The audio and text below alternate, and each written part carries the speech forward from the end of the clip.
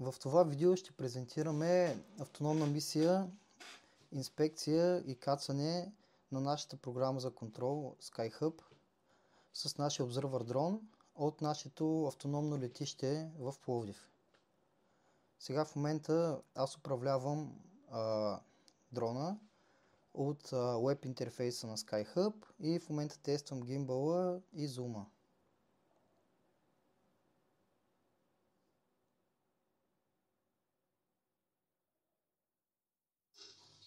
Сега в момента сме задействали системата и качваме нашия дрон на покрива.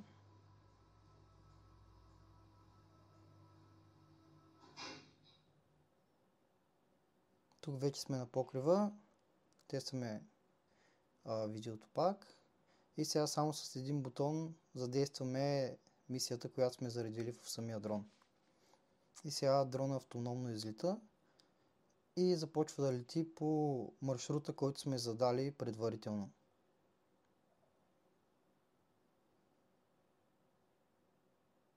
В момента дрона лети автоматично, като ние само управляваме камерата.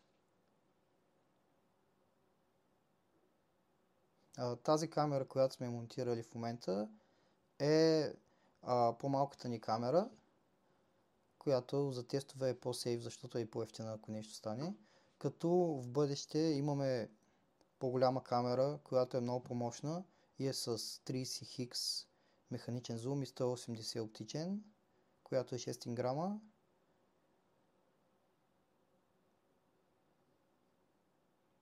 Както виждаме, видеото е много в реално време, качеството е много добро. Тук в момента дрона достигна до последната си точка и аз поемам режим в Guided Mode. Само с един клик отдолу в бутончетата за управление сменям. И сега в този режим управлението става като просто кликаме с един клик върху картата и дрона отива точно там, което е супер лесно. И също така с клавиатурата или с мишката управляваме камерата и зума.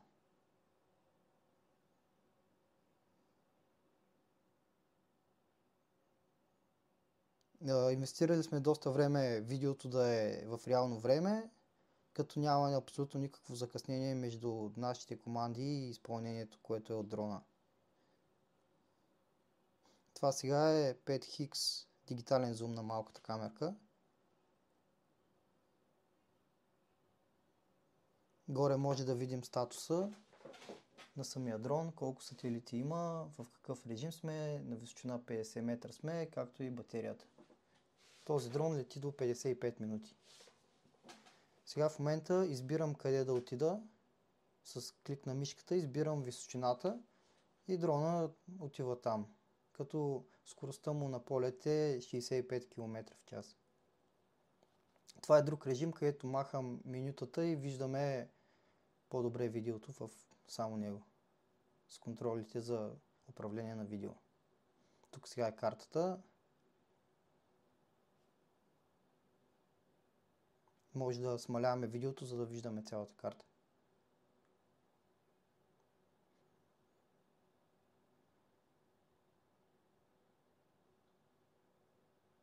Както виждате, контрола е супер лесен, като имаме специални геофенсове и други защити, за да може дрона да ни се крашне дори и при грешка. Синята черта на картата е мисията, като в момента сме я дали на пауза и сме в guided режим и затова тя не лети, а ние си контролираме автоматично. Сега кликам къде да отиде дрона и променям височината, на колко метра искам дрона да лети.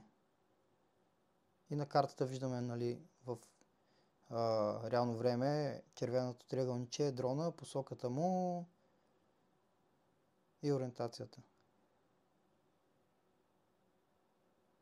Като интересното е, че имаме 3D карта и всичко е в реално както е в действителността, височина, маркери, 3D сгради, така че мога да управляваме много лесно.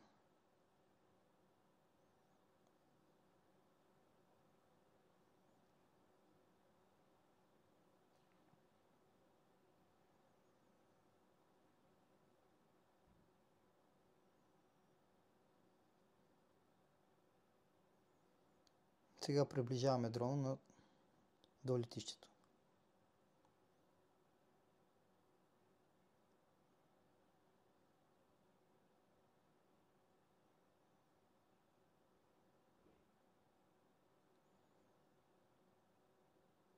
Като видеокачеството ни сега в момента е Ultra HD, а можем да записваме видео до 4K, което после аплодваме в нашия клауд.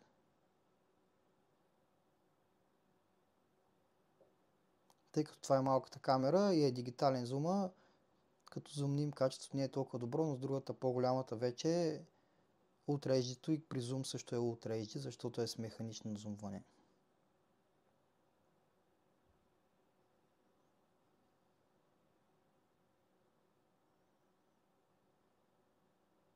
Дрона в момента е направен така, че има геофенс на 10 км от летището, така че може да покрием навсякъде около летището на 10 км, което е почти цял Пловдив с един полет.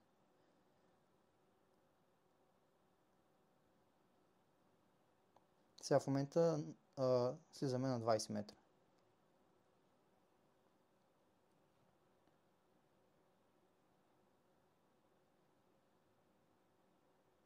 Тук пак тестваме зума.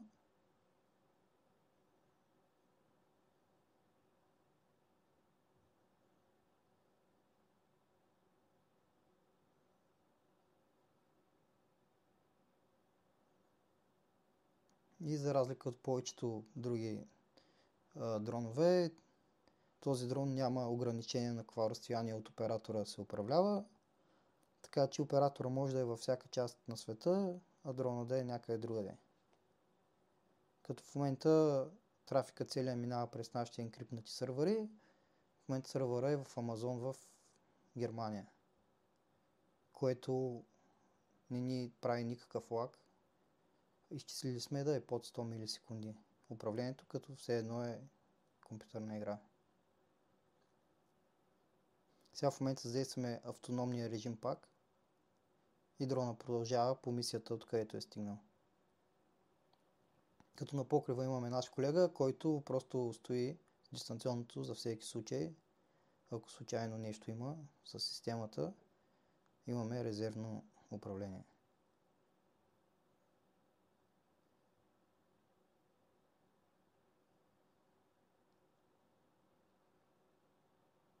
Дрона също така ползва RTK върху самия дрон за по-прецизно позициониране и две 4G антени с усилен сигнал, за да имаме добра връзка дори където 4G сигнала не е добър.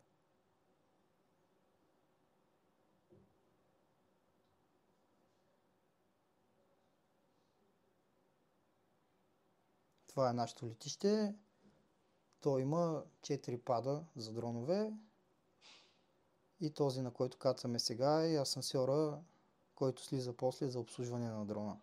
Като той е с подемност до 80 кг.